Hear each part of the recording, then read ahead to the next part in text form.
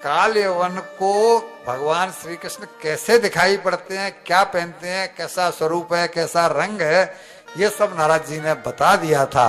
नारद जी उसी भूमिका के अंतर्गत काम कर रहे हैं कि दुष्टों का नाश कैसे हो। ये विदेशी है, अपना भारत का नहीं था। काल यौवन जो आया है, कुछ लोग कहते हैं कि अफगानिस्तान से आया, कुछ लोग और भी कहते हैं, पर विदेशी कह करके ज्यादातर उसमें कह दिया जाता है। तो जब उसने इनको देखा, काल यौवन ने भगवान कृष्ण को देखा, तो पहचान गया कि यही कृष्ण है। नारद जी ने मुझे इन्हीं के बारे में बताया था। और जैसे ही वो इन्हें मारने दौड़ा तो भगवान कृष्ण उसके सामने से भाग खड़े हुए, उसके सामने से भाग खड़े हुए। अब वो इनके पीछे भागे, तब कोई रिवाल्वर तो होती नहीं थी, तब युद्ध होना है काहे से, तीरों से या तलवारों से। तो भगवान कृष्ण ने केवल उससे 2 हाथ की दूरी बनाए रखी कि उसका तीर मुझे आके नहीं लगे या तलवार मुझे आके नहीं लगे।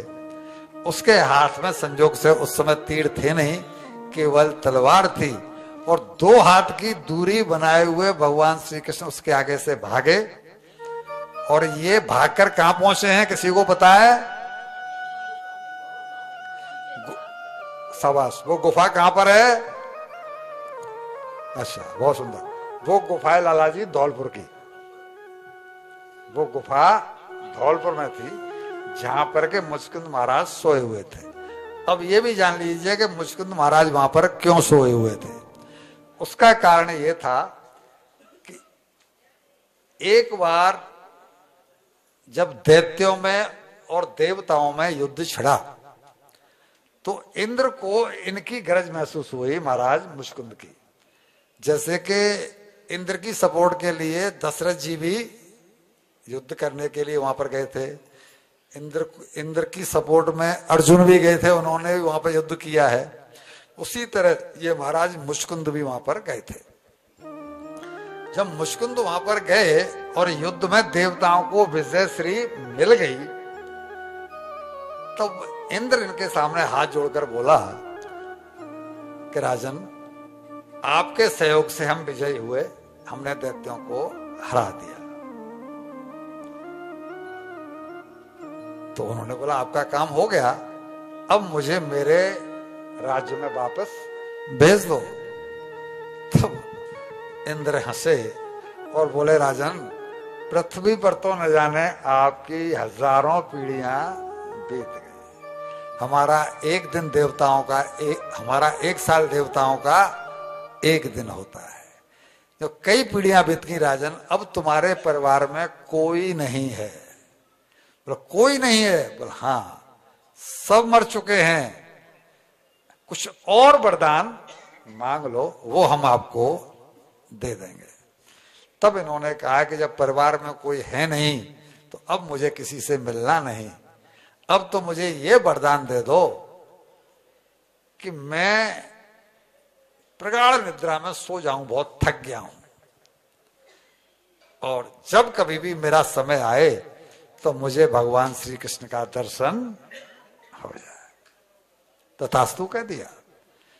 तो उन्होंने धौलपुर की उस गुफा में मुचकुंद को ला करके लिटा दिया। और इन्होंने एक चीज और कही कि मुझे कोई जगाए नहीं, क्योंकि मैं थका हुआ हूं, विश्राम करना चाहता हूं, किसी से मिलना जुलना है नहीं। जब समय आएगा तो भगवान के दर्शन होंगे, वो आकर के खुद ही मुझे दर्शन देने वाले हैं, मुझे कहीं जाना है नहीं। तो उन्होंने ये वरदान दे दिया कि यदि तुम्हें कोई जगाएगा तो तुम्हारी आंखों से जैसे ही उसके ऊपर दृष्टि जाएगी, रोशनी जाएगी, वो उसी समय भस्म हो जाएगी। यही हुआ। भगवान को पता है कि मुझको सोए हुए हैं धौलपुर की गुफाओं में। भगवान भागे और 2 हाथ की दूरी बनाए रखी, जिससे कि ये समझेगा बस पकड़ में आया, बस पकड़ में आने को ही है, बस अब नहीं छोड़ूंगा। लेकिन भगवान तो पकड़ में आने नहीं थे। इस प्रसंग को आप जोड़िए राम कथा से, राम अवतार से। जब जानकी जी के पैर में इंद्र के पुत्र जयंत ने चोंच मारी थी, राम कथा में हमने सुनाया था ना, ऋषिकेश में। तो जब चोंच मारी थी, भगवान उनके गोदी में सिर रख करके विश्राम कर रहे थे, और जब उनके पैर से निकला हुआ खून उनके शरीर से टच हुआ, और जब देखा कि ये अपराध इंद्र के पुत्र ने किया है, तो वहां आता है प्रसंग के भगवान ने वहां पड़ा एक लकड़ी सींक, उस सींक को मंत्र से और अभिमंत्रित करके जो छोड़ा, तीर के तौर पर उसने काम किया है। वो सुना है प्रसंग आपने? वहां भी यही रहा है कि 2 हाथ की दूरी उनके तीर में और जयंत के शरीर में बनी रही है। भैया जी, भगवान किसी को मारना नहीं चाहते, सबक सिखाना चाहते हैं।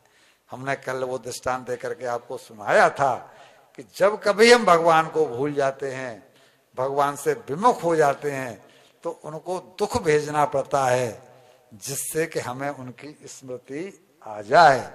शाश्वत सिद्धांत है कि दुख में सुमिरन सब करें, दुख में करें। भगवान को दुख मजबूरन भेजना पड़ता है। मीन्स हम लोग दुख को जानबूझकर इनवाइट करते हैं कि भाई हमारे पास